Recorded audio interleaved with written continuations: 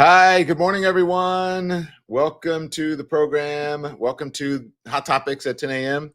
I'm so glad that you're here. You can see I kind of look a little rough this morning. Um, anyways, I'm glad that you guys are here. Thank you guys for hanging with the team. And hi, everyone. I know I'm so glad to see you. Welcome. Let me know where you're streaming from. I'm still in Louisiana. As you can see, we're having some bad weather. And you can see it's up on the radar, so we're all watching it. And thank you all for all of your prayers. We felt every single one of them. So I just want to put up a picture of someone I want to show you, and that is my sister. And there she is right there. And I wanted to tell you guys that my sister died on Monday. Since I had been gone, we were hoping that she would recover, but I've been staying in the hospital with her, sleeping on the couch in her room for the last 4 or 5 days since I got here. I think on Thursday or Wednesday, whenever I got here. But so I didn't want to tell you guys, but when I would tell you, I needed prayers or whatever, that if she wasn't doing so well, she went back into the hospital after the first time. I think you guys remember I was here in January and staying at this very same hotel in a room right near this room, very similar room. So, and I know you guys saw that I wrote about her, remember, on the Substack, and that she was doing better, but she had a stroke. And so she had this speech aphasia or whatever. And so she couldn't quite connect the words, but everything else was connecting, but she couldn't quite say the words. So anyway, she took a turn for the worst. And so I just jumped on an airplane and with like sweatpants and 2 shirts and then rushed down here. And then so I did the show here for a day or two, and then so I would leave and stay with her at night in the hotel, and then in the hospital, and then come back to the hotel and do my show, and then go back to the hospital and stay with her. So thank you for your condolences. She was I don't know if you guys knew, my oldest sister died accidentally in 2018 of an accidental drowning. And then my middle sister died. So I'm the last one, the only kid left. So you guys have to look out for me so that my mom can be okay. So I have to tell you, I'm in shock. I think I'm still in shock. I was there when she passed. We all got to stand around and say goodbye to her. And I don't know if you've ever seen someone die, but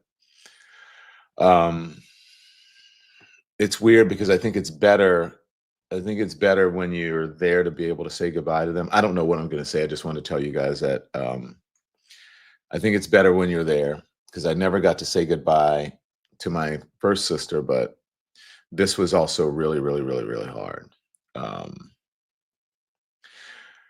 But so I'll talk about this stuff. I just wanted to tell you guys what happened. So if anybody's in your life, if you have a loved one that you have not spoken to, or that that is sick or anything, just reach out to them. It's not worth it.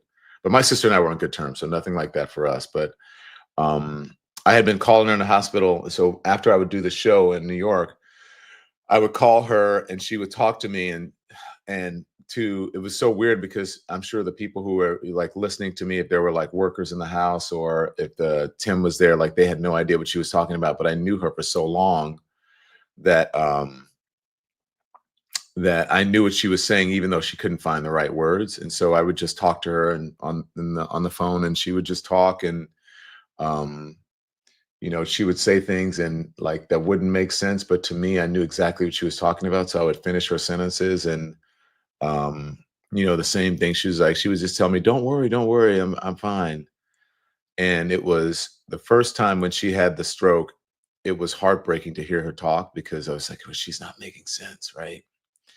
And so then I went down to see her. Yes, Karen, losing a sibling is so hard. And so I went down to see her, that I wrote about in the Substack. And even though she couldn't say the right words, I still understood everything that she was saying. And it would just frustrate her so much because she couldn't quite make the words out, right?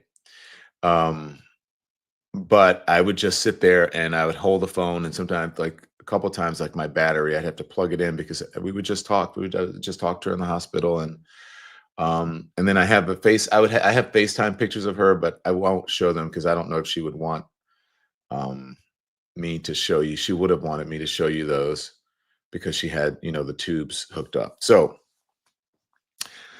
um,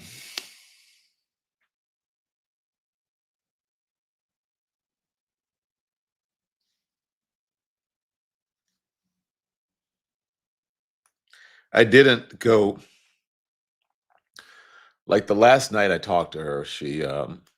My mom said she was, fussing with the tubes and stuff, and she didn't want him in her because they had to put gloves on her because she would try to take the not the tubes but the IVs and stuff out of her arm because she didn't want them.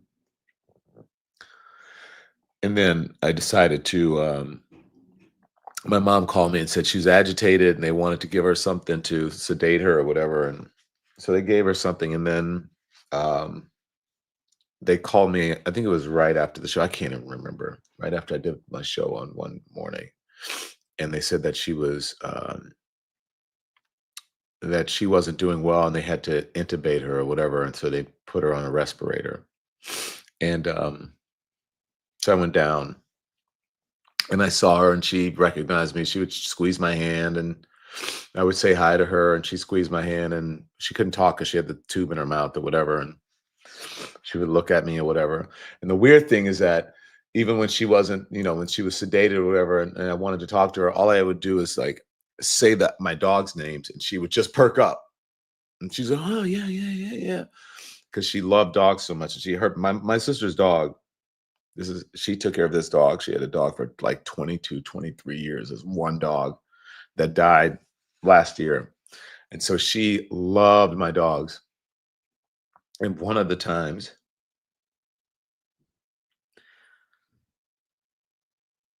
um, that she came to visit me, one of the dogs, Tim and I went somewhere I forget where we went, like to a function or something. And the dog, my Barkley, got out. And she was like, she didn't know until she said one of the Boomer's a black dog, and Boomer was like scratching at the door to get in, and then like was leading her over to the fence to show her that Barkley got out. And she's like, she couldn't find him. So she said she ran to the front window and she saw Barkley running down the street. So she said she hauled ass out of the front door to grab Barkley, and Barkley was running down the middle of the street. And she said, Barkley, come back. And she said Barkley like laid down in the middle of the street because he knew it was being bad or whatever. And she said ever since that day, like she and Barkley relate because they were both rebels. So she loved her. She called him Bark Bark. So when I would talk to her, I would say, Barkley's asking about you, Bark Bark. Barkley says you got to get better. And she would just like, do her thing, and just like she would perk up. So, but I have to say, I'm so glad that I made it down. And I just want to tell you guys, for me, um, she was on the respirator and, we had to make a decision. And I'm so glad that I got to spend those last nights with her. I went and bought the local store. I went and bought pajamas to sleep in. And I bought socks. Where are my socks? I like went to the store and I came down with nothing. So I had to go buy. I just jumped on a plane. So when I saw what happens to people when they are on a respirator and how you have to take care of them and how they're not really themselves, and she started going deeper into whatever it was, like her kidney started to fail, her liver was failing, she had a collapsed lung, all that stuff. And when I saw like what they had to do to her and what she went through, and I had no it was tough for my mom, but I had no sort of misgivings about saying, "Take her off that stuff," because she was suffering, and it wasn't her, and she would not wanna be in that position, so, I made the decision. I said, "Tomorrow, mom, at 2 o'clock,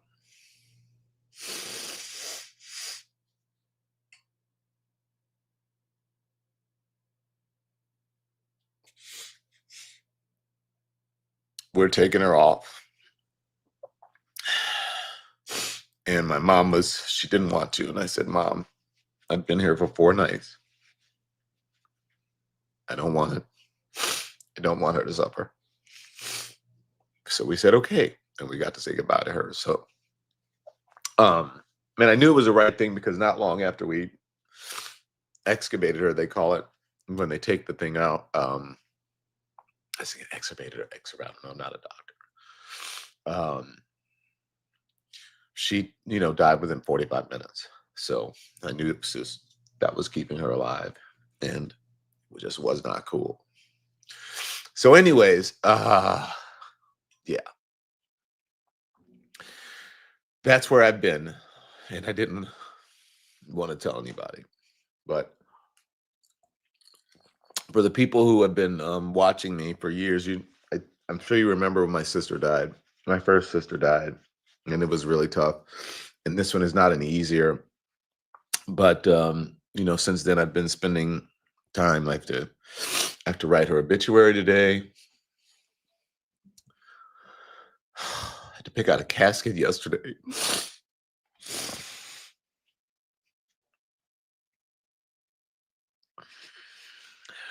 To decide where her funeral is going to be. My niece is going to get dressed for her, so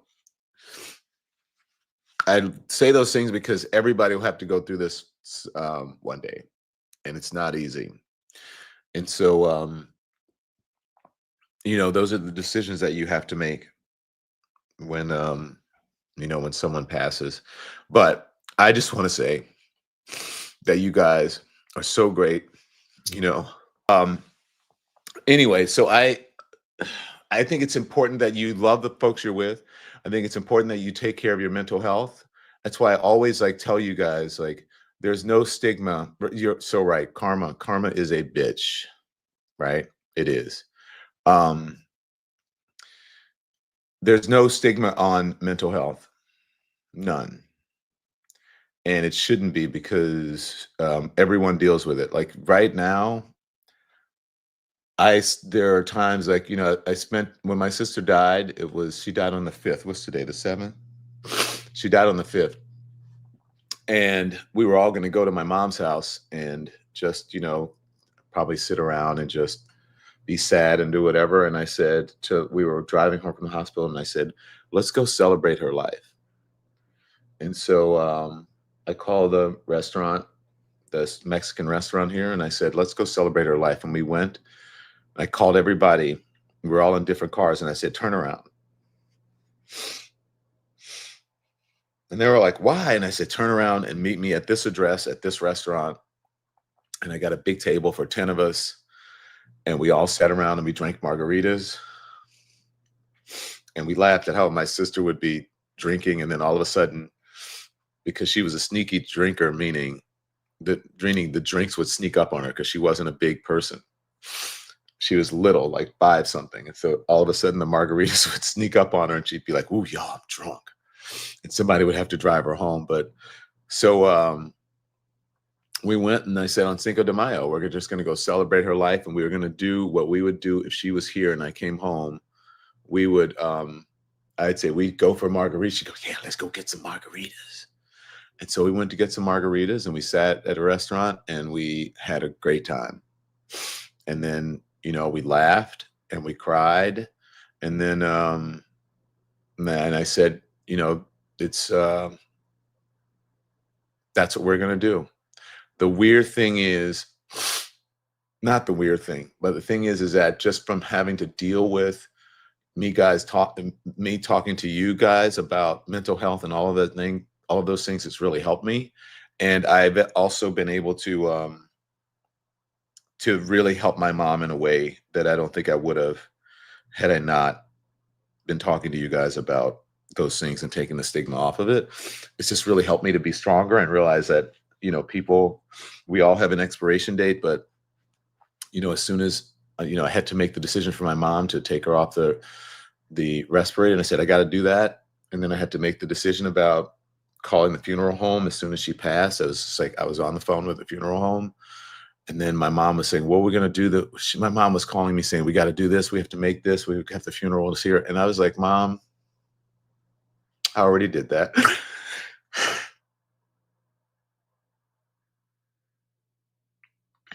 My mom was calling my niece and I yesterday saying, "Well, we have to make this." And my niece and I were already at the funeral home, and we had made every single arrangement. It had already been done.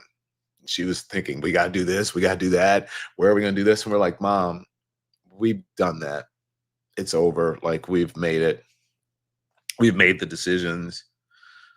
Um, I picked out the casket.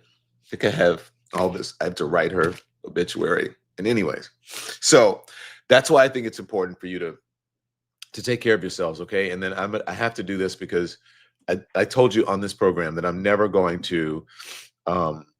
I am never going to do anything or have any sort of advertisement on this program that goes against what I believe in.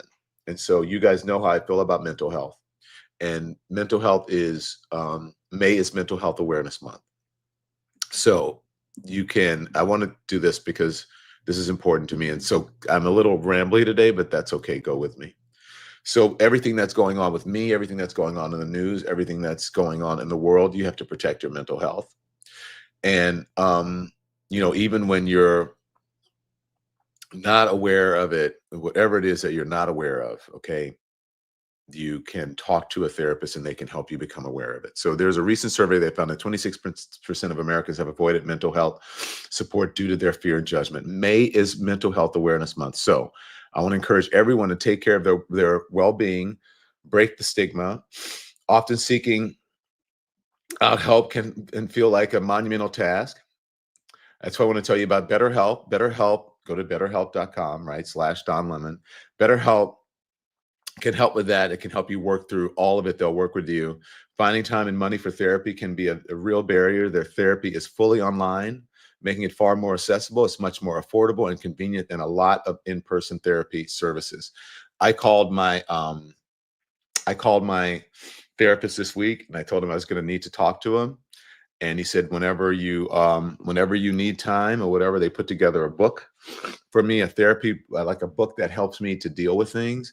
So I want you to go and take care of your mental health. BetterHelp serves and betterhelp.com is a place where you can do it. BetterHelp serves over 5 million people worldwide. They have over 10 years of experience matching people with their right therapist from their diverse network of over 30,000 licensed therapists, a wide range of specialties. With BetterHelp, therapy is within your reach. Your mental health is worth it. And with today's divisive, overwhelming, and often hurtful environment, taking care of yourself has never been more important, as I said. So visit betterhelp.com /Don Lemon. Get 10% off your first month. That's BetterHelp, BetterHelp, betterhelp.com /Don Lemon. Also, I want to say that we have huge support for this program. Support from this program comes from Shopify, which has been very good to us as well. Because now that, especially where I am now, I don't know if I would even ever want to work for someone anymore. And so I like being my own person, my own entrepreneur, I'm in charge of my own life, where I get to go, when I get to work, who I want my customers to be, who I want my supporters and my subscribers to be, what I want my business to look like and sound like. And Shopify can help you do that as well. Shopify is the commerce platform behind millions of businesses around the world. 10% of all e-commerce in the US, from household names to brands just getting started like me a year ago. As our team here at the Don Lemon Show works to launch our merch store, which is coming. I showed you some of the merch that's coming up, at least some samples. We're going to use Shopify as our e-commerce store. So you may be thinking, what if I can't design a website? They can help you with that. They've got beautiful templates. What about enhancing my products? What about generating discount codes? Shopify has AI tools that'll help you do that. What if you're worried that people haven't heard of your brand? Shopify can help you find your customers with easy to run email and social media campaigns. So if you get stuck, Shopify is always around to share advice with the award-winning 24/7 customer support that they have. So turn your dreams into Andy, hit it, ka-ching, and give them the best shot at success with Shopify. Sign up for your $1 per month trial and start selling today at shopify.com/lemon. Go to shopify.com/lemon, shopify.com/LEMON, and turn your dreams into. There you go. So we appreciate that. And then we have another sponsor, but we'll get to our other sponsor in just a minute. So now I want to get back to the program. So guys, thank you. I'm sorry that I'm such a wreck today, but I think it's okay because I know you guys are here for me. Okay. So thank you so much for your love and your support. You guys know I always say that. Thank you for your love and support. And I really mean that every time, I say it. And you guys know it because I'm a big baby and I tell you the truth. Okay.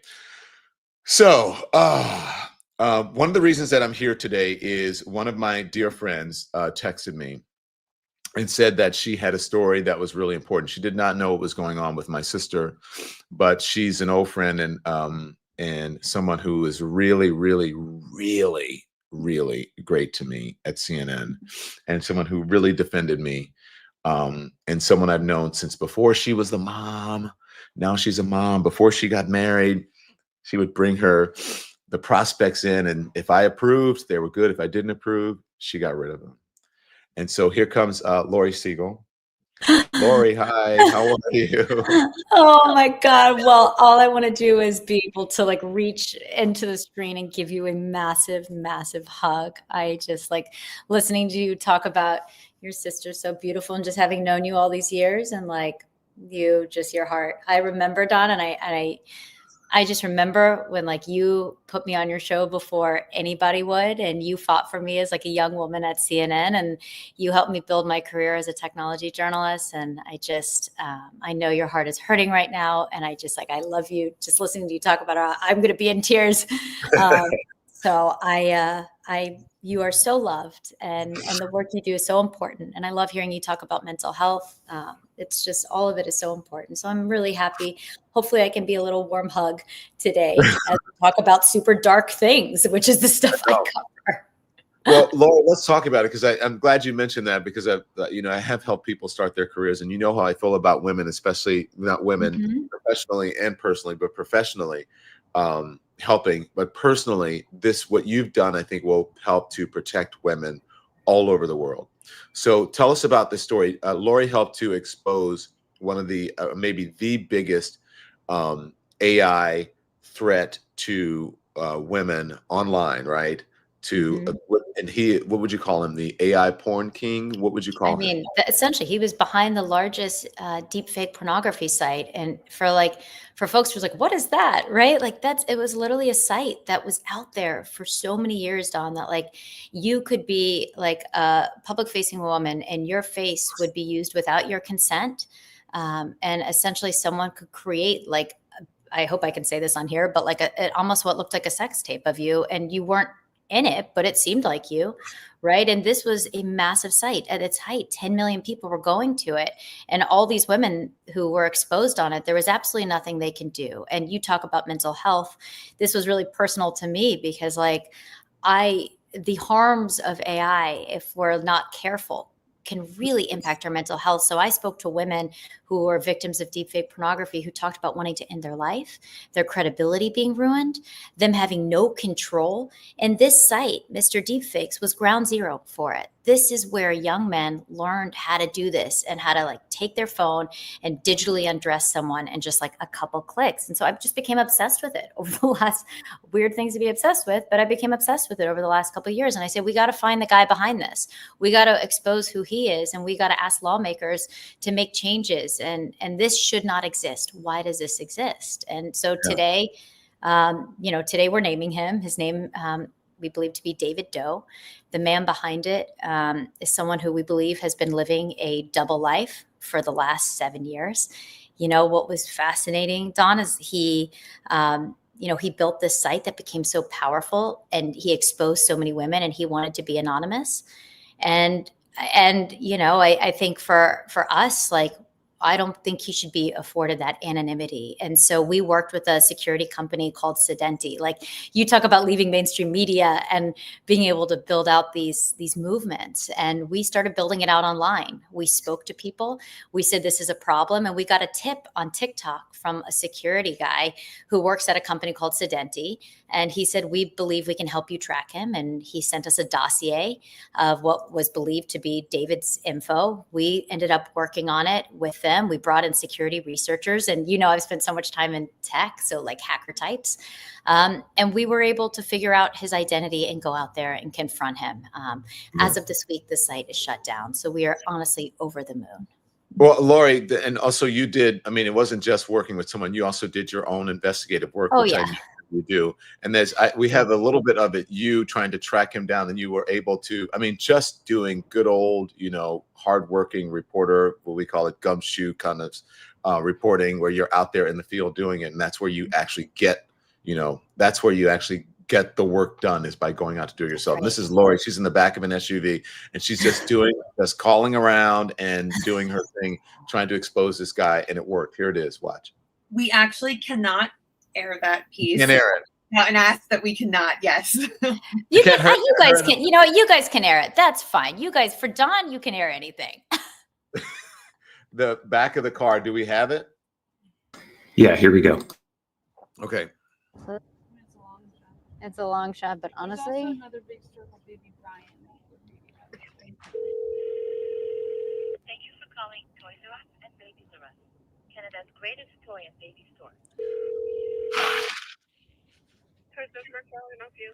hey, I'm sending a gift to a new mom for Mother's Day, and I don't have, I know she had a registry, and I'm pretty sure Babies R Us from here was on it, but I'm having some trouble just digging it up. Is it possible just to see if you guys have the registry on file or the name? Sure.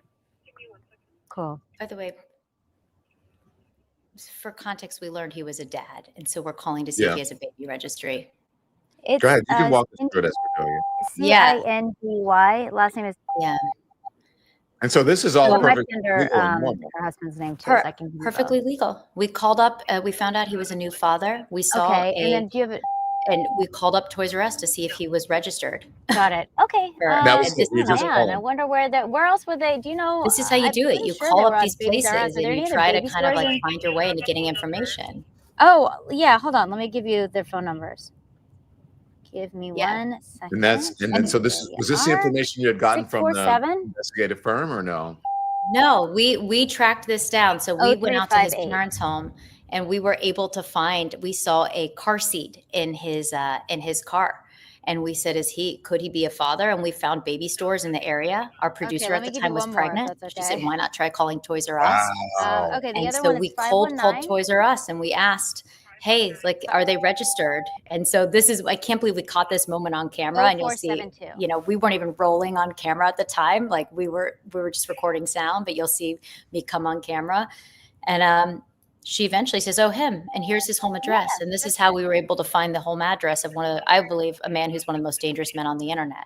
And so did you go to his home and did you confront him? I think that would be. Oh, yeah. We went to his home. And I mean, you know, the thing I think that was fascinating behind this, Don, is like he was completely living like a double life. Right. Oh, this is me finding out. Yeah. Awesome. This is us beginning to roll when we realize we're about to get a major break in the investigation.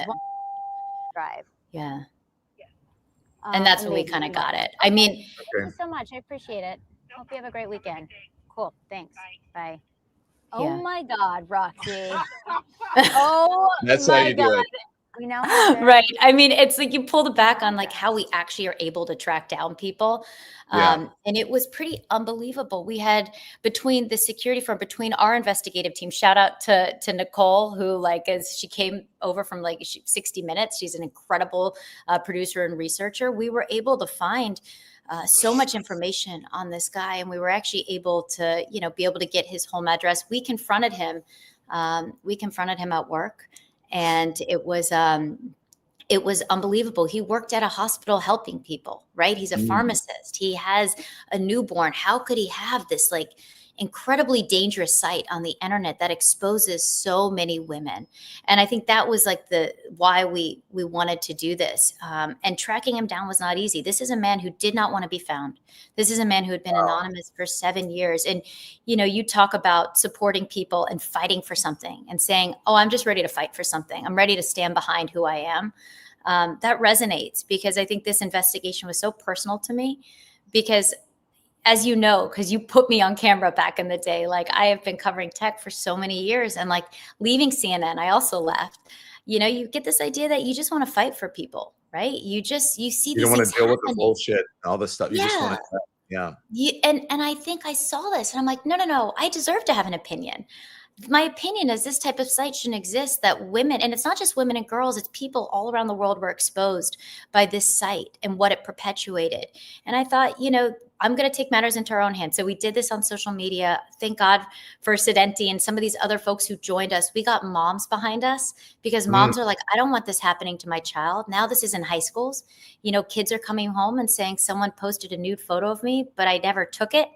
And that's what deepfake harm is. And so this is, you know, today we say his name, and I think we say his name because we don't, you know, we want to live in a world where you can't do this behind the anonymity of the web. And now laws have been passed and a lot has changed since we started investigating it.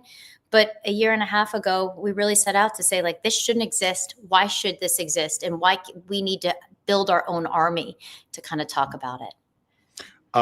And so now what happens to him, Laurie? I mean, I'm sure this scares a lot of other people who may want to try these things. And as you're talking about it,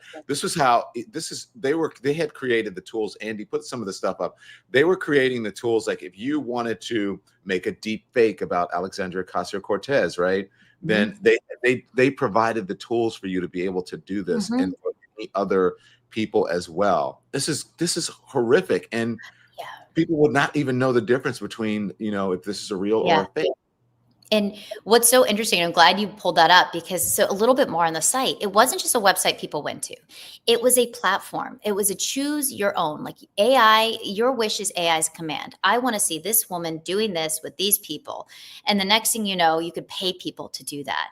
And so not only was it, oh, this is hyper realistic, you know, basically looks like you're peeking in on a sex tape with like a bunch of the people you know, even though they never did it. It was also people were making money off of taking the likeness and images and creating these horrific, you know, videos. And there was nothing that these people could do about it. I mean, I think that was the thing that killed me. And I spoke to women who were on the site, and, you know, this was a site largely for public facing women, but public was a very loose definition, and it was a training ground. They taught people how to do this. So then they went and did it in their high schools, or we saw on the message board, people saying, oh, I wanted to go do this to my sister-in-law. And so, you know, I see you're looking right there. Someone's saying, oh, this is great. Can I do this to my sister-in-law? And you think, well, these images aren't real, so the harm isn't real. But like, you can't, you know this, like we're living in a deep fake world now. Like perception is reality. And so women could lose their jobs. You could, you know, lose your significant other. And the mental health aspect of this is so huge. I spoke to women who were on this site who said it felt like rape, who said that there was nothing that they can do. And all of that, you know, fueled, I think, our investigation and our wanting to expose this. Because what does some shady deepfake site on the internet have to do with all of us? Everything. I think that's the headline. Everything. Well, do you remember when there was, didn't Taylor Swift or somebody sue? I forget. They made stuff with Taylor Swift and they were doing it with other celebrities. Has this become like a legal battle that is taking place in court? Yeah, and I think what was interesting is, and it shouldn't have to happen to Taylor Swift for people to pay attention, but this happening to Taylor Swift is what made, I think, lawmakers pay attention, right? Because all of a sudden, you know, it appeared as though there were nudes of Taylor Swift everywhere, and she never took them, right? And so obviously people started paying attention then, and they learned about this type of like new type of harm. And so, you know, even for Taylor Swift, and this is when I think the laws are now just finally beginning to catch up, it was difficult for her to probably go after, because it's harder with deepfakes. You don't know who's behind it. You have to prove intent oftentimes. And so they could say, well, this is just more of art, and she's a public figure. And so if Taylor Swift could have trouble and would need a lot of legal resources to go after someone who is doing this. What hope for the rest of us? What hope for, for young women in high schools, right, who have had young boys do this? And so now the Take It Down Act passed just last week, which, it's the first federal law that essentially goes after the creation of sexually explicit deepfakes and distribution. So, I think that actually, ironically, I mean, now all of a sudden, a week later, Mr. Deepfakes is down. Laws matter. Legislation matters. Like, this was a wild west for 7 years with 10 million people. Google, after some pressure, deranked it. So it used to be you could literally Google this and it was the top of your Google search.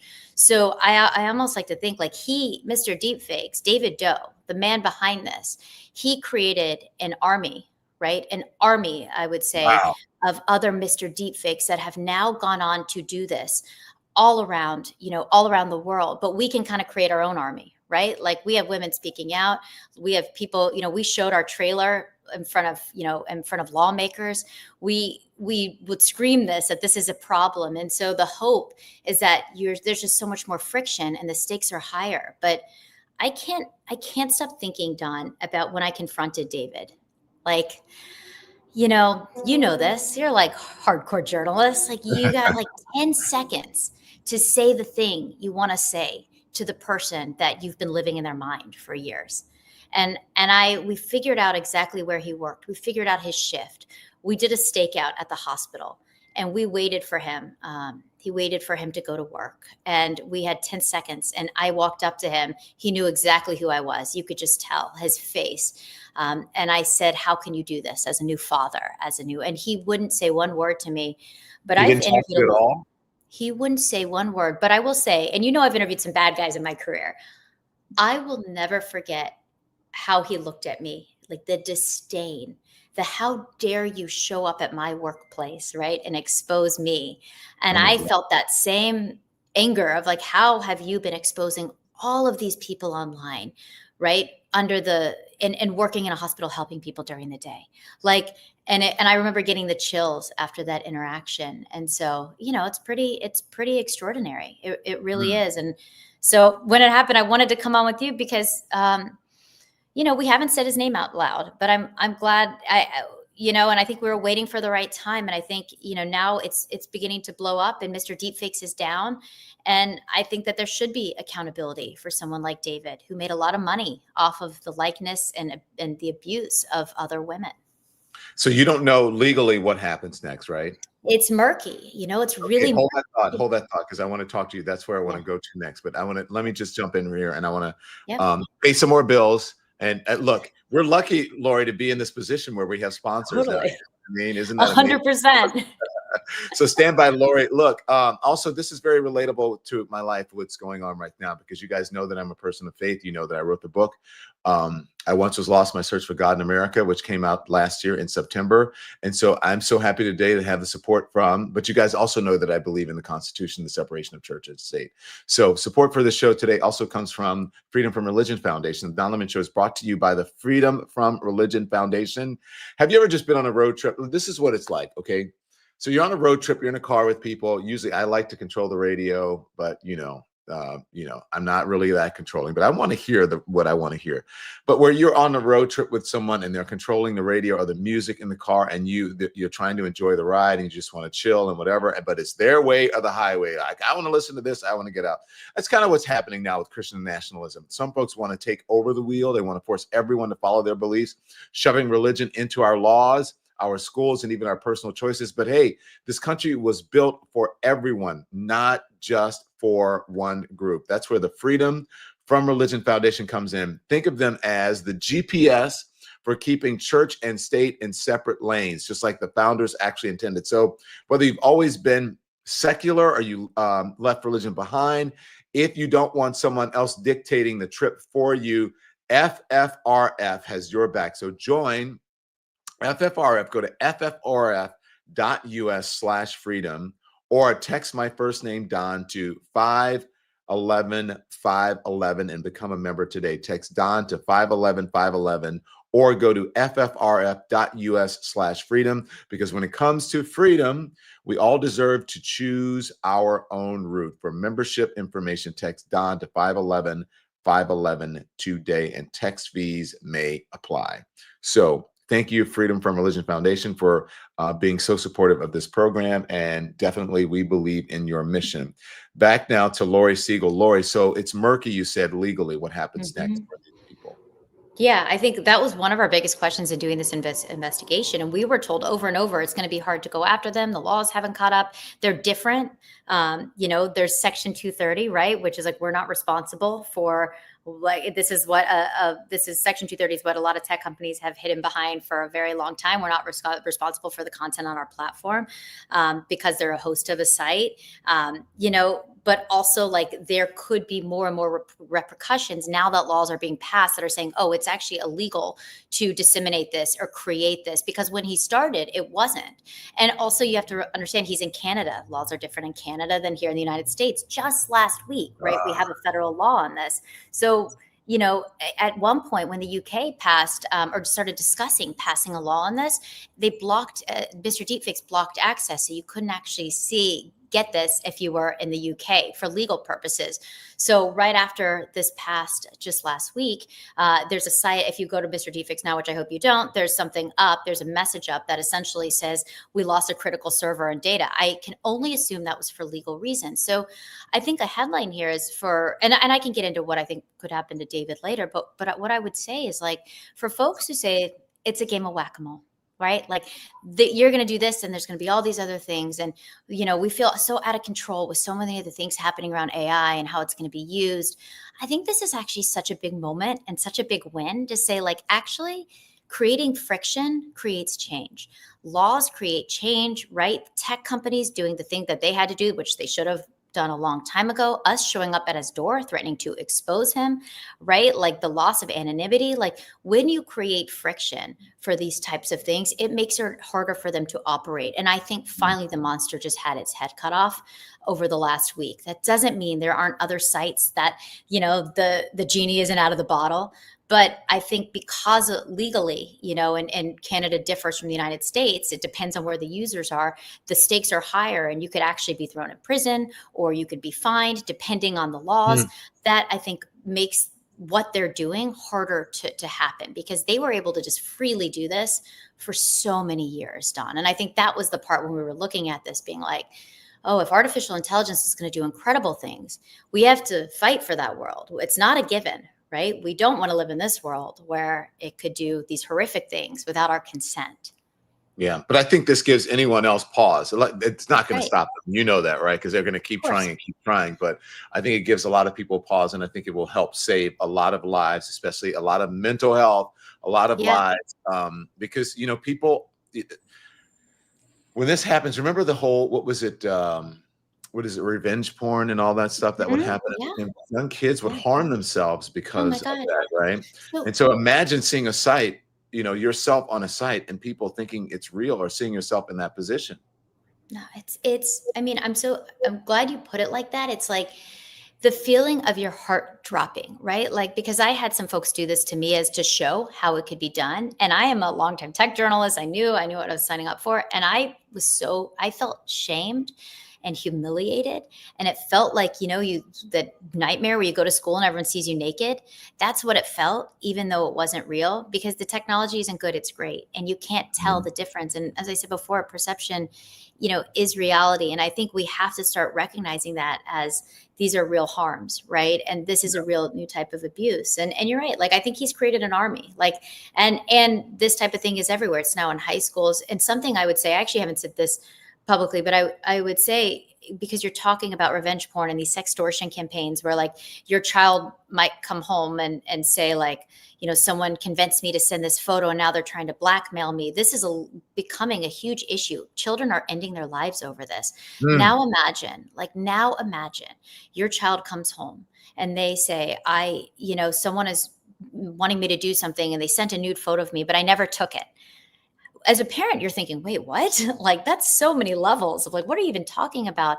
But this is going to be a new type of sextortion campaign that people are going to use against children with deepfakes, you know, like, and I think this is what's coming next if we don't start talking about this and educating parents. And so it's, you know, when we started out on this investigation, it wasn't just, oh, I want to go find the most dangerous man on the internet and tell you his name before it's too late, which is we did.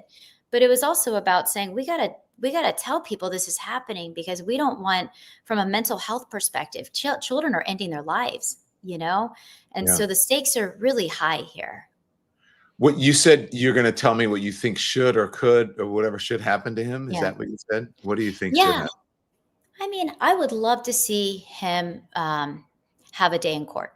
I would love for them to find and I have to look specifically about Canada's laws, because they, you know, now that his name is exposed, see what exactly they could go after him for with where the laws are today, because it's actually not black and white. And so I would love for him to be accountable from a financial perspective, from, you know, potentially, you know, spending, you know, who knows what could happen. And I think it'll be interesting to follow this now. And I mean, God, I would love nothing more than to go out and show up at his door again. And I called him this morning. He hasn't answered. Like, I've been calling him for the last year.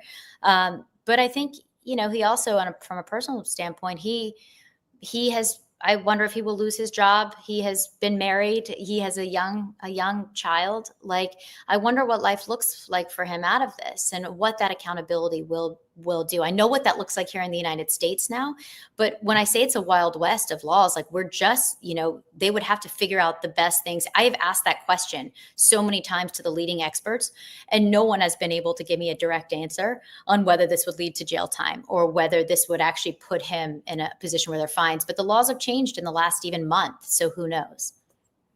Do you, I know for you, the work does not end, right? It continues, right? So what's next? Yeah. You know, so I believe that somewhere on the internet, we're all living fake lives. I believe that this is such a problem. I discovered just recently that there's a fake Laurie on Facebook, essentially selling crypto and trying to get people to do things I would never ask them to do. And I think that this is so big. I think that this is so beyond Mr. Deepfakes. I believe that many of us are living these fake lives on the internet, and we don't even realize it. And we have to go after, you know, there are organized groups behind it. They're using people's identities. I spoke to a meteorologist recently she was a beloved meteorologist outside of Nashville. And she, you know, she's been on air forever. She's a local celebrity. People love her. And she has had her name is Bree. She's had fake Brees reaching out to all of her fans and sending sexually explicit images of her, and saying, you know, this is Bree, and if you want more, pay me, or I'll meet you at a hotel in Nashville. It's a whole scam. So now this is like, really, I mean, it's horrific. And she put her story out there. Yeah, it is big. And she put her story out there, and all these other meteorologists said, hey, this is happening to me. Hey, this is happening to me. And then you start asking someone, and not just public figures, but, you know, folks who are just going about their everyday lives, and they say, oh, this happened to me. My profile got hacked, and now this and that. And so I think for me, I look at this as the tip of the iceberg, and I want to continue investigating this. And I also want to call attention to the stories of people. I think, going back to the beginning where we talk about mental health, when this happens to you, you can feel so out of control. Yep. You can feel like there's nothing you can do. And I think my job has always been just to see people and help be a vessel for them to take some agency, right? And say, this isn't okay. And so I want to tell their stories. I want to expose how big this is beyond Mr. Deepfakes. I want some accountability from Mr. Deepfakes. So I think I'll probably go out there again, show up at his door, you know, but I will say we visited his parents. They say every villain has a mom, and it was so heartbreaking. Honestly, Don, like, I don't think they had any idea. And this seemed like a nice family, and they, you know, they barely wanted to speak to me. But like, you show up at these people's doorsteps, and you think, like, all the real world harm that is caused by these online communities is really palpable. So I'll stay on it. You know, it's not just news of the day for me. It's a bit of a movement. And now I get to have an opinion on it, because like, I don't sit in a place where I'm not supposed to have an opinion. Yeah. Well, the only person that I would come back for, I said I was going to take this week off, and that's because that's you, Laurie. So I love you, and I love the work that you're doing, and stay strong. And thank you for sharing this with us and giving us this exclusive for now, because I know you're going to go on other platforms. But But thank you Yeah. for doing this as well. You should. It means the world to me. And I mean, I said this before, hearing you talk about your sister, I'm so sorry because I had no idea. And hearing you talk about your sister, it's like, this is the Dawn that I love so much, that I've known for so many years, that fights for people, that is just the most generous and warm-hearted person. And so like, I am so sorry to have to be on with you today during this whole thing, but you have given so much to folks, and I'm just happy. And you've given so much to me, and I'm one of my favorite humans. So thank you for helping expose this. Thank you, Laurie. And where do we find your stuff? Tell us where we see your We're on Instagram. You can watch. We have the whole kind of live investigation in real time at Mostly Human Media, or me at Laurie Segall. We're going to be posting about it on LinkedIn. We'll be on TV talking about it. But I would say go to our Instagram or our TikTok. It's Mostly Human Media. All right. Laurie Segall, Mostly Human Media. Thank you so much. Thank you I'll be in much. touch. Say hi to the baby. Right. And your I hubby. will. I will. Okay, you help me get there. Talk to you soon. I know. Well, that's another story. Thanks, I Laurie. know. All right. See you Bye. later. Bye. What a great journalist, and what a great thing that she's doing. So guys, thank you so much for putting up with me today. I'm sorry that I got a bit emotional, but hey, that's who I am. Very transparent. The other thing that I wanted to say to you is, one of the reasons it's so interesting that I'm on digital media now is because of my sister, who was obsessed with TikTok. And she's like, Don, she's been telling me for years, I'm not kidding you, you should get on TikTok. You should get on TikTok. That's the future. That's the future. I get my news from there. Everyone gets their news from there. They don't care about, cable. No one watches TV anymore. Go on TikTok. Go on TikTok. I'm like, oh my gosh, no. And this is when I was even working in traditional media, and I didn't get it. My sister was way ahead of the pack, and she was on YouTube. She was on TikTok. She was all over, and she's like, that's where you need to be. That's where you need to be. She just knew. So anyways, thank you guys. And, I may be back at 5. It depends on what I have today, but I'll try to come back at 5 o'clock today. But I have a lot to do. And then, I'll see you live at 5, I think. Okay. But if I'm not there, please don't be mad at me. And, okay. So spread the word, take care of yourselves, love the people you're with. Big hugs to everybody. And you don't have to don't hold anything. Don't take anything too seriously. Don't hold a grudge on family members or anyone. I have no grudges. I have no ill will for anyone, but I'm just saying, a lot of people like to talk shit about me. A lot of people like to use me as content, and those days are over. If you do that, then you're going to get it back 1,000,000%. So I'm done now with all of that. So thank you for your condolences. Continue to pray for my family. And I really appreciate your support. We have so many new members. See me, I see you out here. For some reason, my computer's not working. I can't really get, but I do see like See Me bought, or See Me's gifting memberships. I think it's like 50 memberships or something. Because of See Me's generosity, I think 50 people get to become members of the Elimination. So thank you, See Me. Whenever I see you in person, I'm going to give you a big hug. So welcome to all of our new members. Rabbit says, we heart you, Don. Karen, thank Karen White. Thank you. Because of Karen's generosity, 50 people get to become members of the Elimination. So thank you for that. What is Rabbit? Or Ribbit says, we heart you, Don, sending restful and healing energy. Thank you. I need it, because I have not wanted to leave. I only leave this hotel room when I have to, because I'm just like overwhelmed. I really am. I did not want to move today. Paula Schroeder, thank you. We send our prayers and love to you and your family. Thank you, Paula. I appreciate it. And again, welcome to all of our new members. Lynn S., thank you for sharing your vulnerability and bravery, sending healing prayers to you and your beautiful family. Thank you so much. And thank you guys for the support. And thank you for always sticking by me and getting out there and saying good things. I can't wait. I can't wait for our merch so that people can see folks out on the street all over the country, all over the world, wearing their Elimination stuff. So are you guys ready for that? Are you ready? I'm ready for it. Okay, guys. So you guys know, as I always say, when I leave, you know the saying. Okay, so I want your hearts to be light. I want you to go and do something really great for someone today. Do something nice for someone. And just be like, just a day of love. for today. Okay. And I will stay strong. And Tim is coming down later in the week, just so you people are asking. I want him to bring the dogs, but that's kind of tough for him to do on a plane by himself. He can't really do that. So we'll see. We're going to try to figure it out because I miss my little family in New York. I miss my little doggy, my little Boomer, Barkley, and Gus Gus. So can we put my sister's picture back up, Andy? And then I just want to say there she is. And, you know, when people say, oh, you know, they'd give you their last, she would give you her very last.